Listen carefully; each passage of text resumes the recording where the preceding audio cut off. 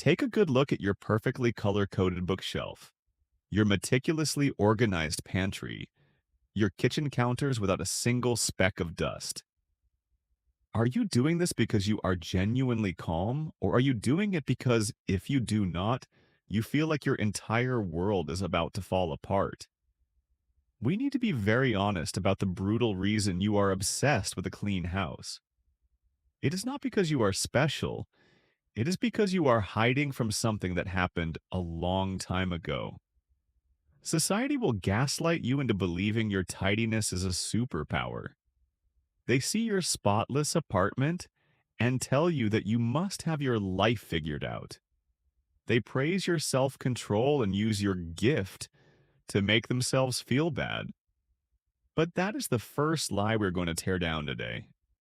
Because if you feel a surge of panic every time you see a sock on the floor, or if you physically cannot leave the house until the dishes are not just washed but also dried and put away exactly the right way, that is not discipline. That is an absolute requirement that your nervous system is demanding just so you can survive the next 5 minutes. What you are calling cleanliness is actually your highest level of high functioning anxiety wearing the mask of an overachiever. When you feel stressed, you clean because it is the only way you know how to stop the chaos from taking over your mind. You are creating a tiny, controlled universe of external perfection to hide the absolute disorder and fear raging on the inside. So let us look at what is actually happening inside your head when you suddenly decide to scrub the bathroom tiles at 11 o'clock at night.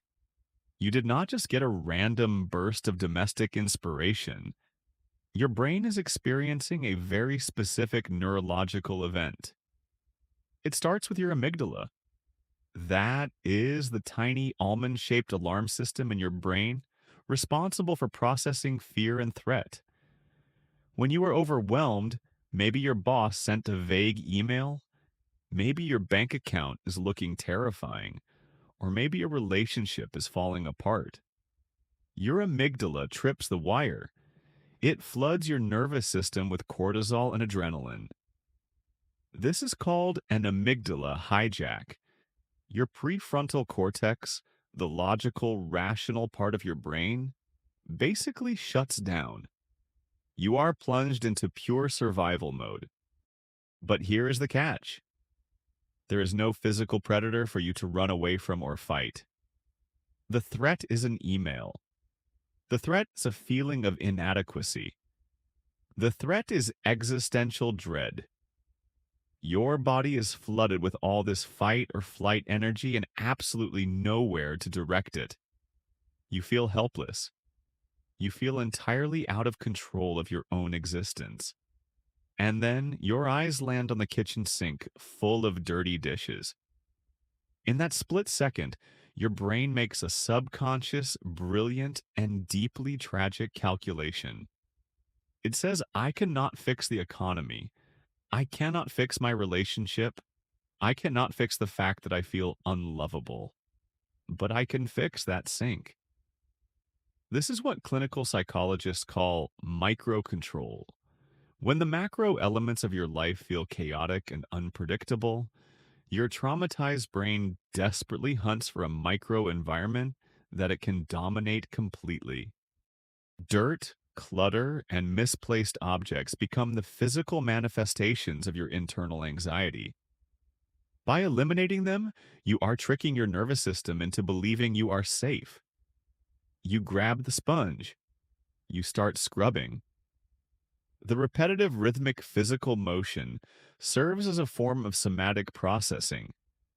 It physically burns off that excess adrenaline. And as the sink becomes shiny and perfect, your brain releases a tiny hit of dopamine. A completion loop is closed.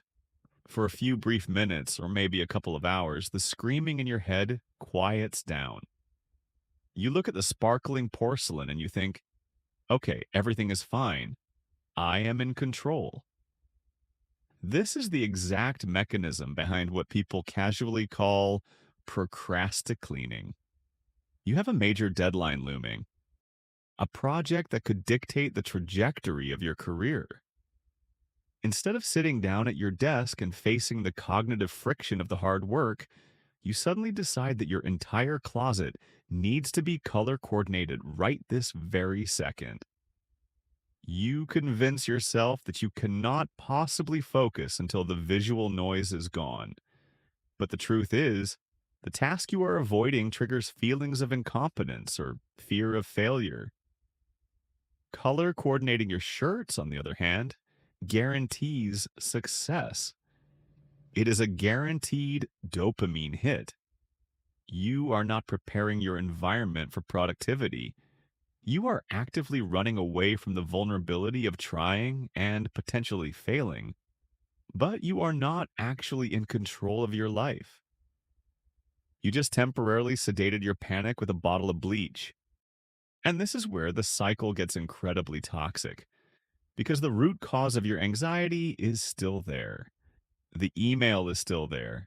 The trauma is still there. So the relief is incredibly short lived. The moment the high wears off, your brain starts looking for the next mess to conquer. You start organizing things that do not even need to be organized. You start snapping at your partner or your roommate for leaving a water glass on the table. Because to your dysregulated nervous system, that water glass is not just a glass. It is a direct threat to your carefully constructed illusion of safety. Your home stops being a place where you can rest, and it turns into a museum that you are forced to guard with your life. I want you to think back to the house you grew up in, to not the physical walls, but the emotional temperature of the rooms. For a lot of you, the environment was unpredictable. Maybe you had a parent who was quick to anger. Maybe there was a lot of tension, yelling, or cold silence that could snap at any given second. When you are a child in a volatile environment, you do not have the power to leave. You do not have the vocabulary to set a boundary. Your only biological imperative is to survive. So your tiny, developing brain started looking for patterns. You needed to figure out how to keep the peace. And very quickly, you realized something. You noticed that when the house was a mess, the yelling got worse. You noticed that a single toy left on the living room floor could trigger an hours-long meltdown from a stressed-out mother or father.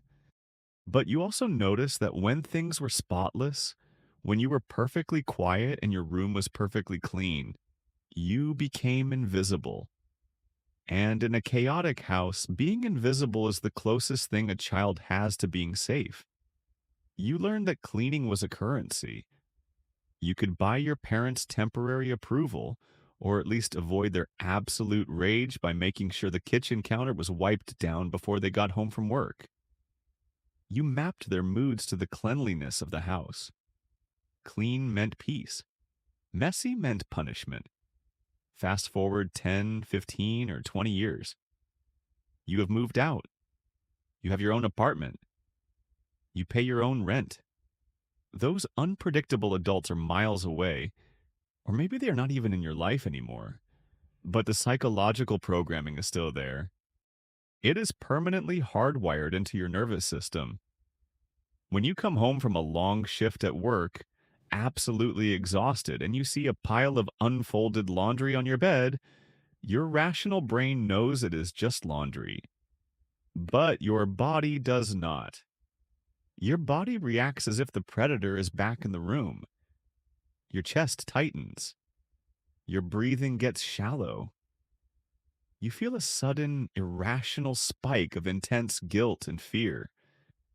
You tell yourself you're just annoyed by the mess, but deep down it is the exact same panic you felt when you were 7 years old, hearing the front door open, desperately wondering what mood they were in today. You need to hear this, and you need to let it sink in. You are not cleaning for yourself.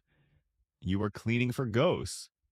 You are still frantically trying to appease the phantoms of your childhood. Every time you scrub a floor that is already clean or organize a drawer that no one else will ever see, You are just a scared kid trying to prove that you are good, that you are not a burden, that you deserve a safe space to exist. It is a heartbreaking reality. You have spent your entire adult life running a highly efficient damage control operation for a family crisis that ended decades ago. The physical threat is gone, but your body is still keeping the score. You have trapped yourself in a beautiful, immaculate prison because you are absolutely terrified of what happens if you finally drop the sponge and just allow yourself to rest for 5 minutes. Let us make things even worse because, as if your childhood trauma was not enough, the internet decided to weaponize your anxiety and package it as a lifestyle. Open your phone right now and scroll for 2 minutes. You are going to see a barrage of morning routine videos. You know the ones. The aesthetic room tours, the beige bedding, the clear plastic containers perfectly organizing 72 identical bottles of sparkling water. The that girl trend that tells you if your environment does not look like a sterile, minimalist, modern art museum, you are failing at life. Society used to just judge you for having a dirty floor. Now, social media judges you if your shampoo bottle does not match the color palette of your bathroom tiles. We need to call this exactly what it is. It is toxic purity culture disguised as self-care. You are watching these perfectly curated 15-second clips and your brain is subconsciously taking notes. Your dysregulated nervous system sees that beige, spotless, artificially lit bedroom and registers it as the ultimate safe zone. So you start buying the acrylic organizers. You spend 3 hours on a Sunday transferring your perfectly good cereal from its cardboard box into a clear glass jar. You convince yourself that this is wellness. But let me be brutally honest with you. Your house might be completely spotless, but your mind is an absolute toxic dump of comparison, envy, and exhaustion.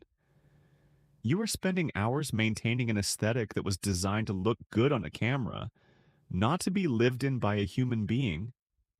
A human being who gets tired, who drops things, who sometimes just wants to throw a jacket on a chair and leave it there until tomorrow. But you cannot do that anymore, can you? Because if you ruin the aesthetic, the illusion of control breaks. This is where the line between a healthy habit and obsessive compulsive tendencies completely dissolves. You are no longer cleaning to remove dirt. You are cleaning to remove the evidence of life. Think about how tragic that actually is. A home is supposed to be a sanctuary where you can take your armor off. It is supposed to hold your messy, beautiful, chaotic existence. But instead of living in your home, you are curating a stage set. You are operating a full-time, unpaid hospitality job where the only guest is your own relentless inner critic. When you invite a friend over, you spend 4 hours scrubbing baseboards that no one will ever look at because you are terrified that if they see a single water spot on your mirror, they will realize you are a fraud. You are so desperate to project an image of pristine stability that you are sacrificing your actual peace of mind. You are literally giving up hours of your life, your actual finite time on this earth, to fold clothes in a specific geometric pattern, just so you do not have to feel the crushing weight of your own inadequacy. The internet lied to you. An aesthetic room is not going to heal your nervous system. Buying another matching set of storage bins will not fix the fact that you do not know how to sit alone with your own thoughts. You are just upgrading the prison cell. The walls are prettier now, they match your vibe, but you are still locked inside. You are still terrified of making a mess. You are still terrified of being human. So how do you break a cycle that has been keeping you emotionally safe since you were a kid? The first step requires brutal honesty. The next time you feel the overwhelming urge to organize your pantry at 11 o'clock at night, freeze and ask yourself one question. Am I cleaning right now because there is actual dirt? Or am I cleaning because I am trying to scrub away a feeling? If it is a feeling, put the sponge down. I am going to give you a challenge and your nervous system is going to hate it. Let one corner of your room be messy for exactly 24 hours. Leave a jacket draped over a chair or a coffee cup on your nightstand. Then sit there, look at that tiny mess, and just let yourself feel the panic. Let the anxiety rise in your chest. Notice how your brain screams that something terrible is going to happen if you do not fix it right this second. And then watch as absolutely nothing happens. The ceiling does not cave in. No one yells at you. The world keeps spinning. You have to teach your body that you are safe now. You have to rewire your brain to understand that a mess is just a mess, not a moral failure and not a threat. Your house is a tool that serves you, not a master demanding your constant labor. You are allowed to be tired. You are allowed to exist in your space without earning your right to be there by keeping it spotless. Stop cleaning for the ghosts of your past and start resting in the home you have built. If this truth felt a little too loud, subscribe. We have a lot more unlearning to do.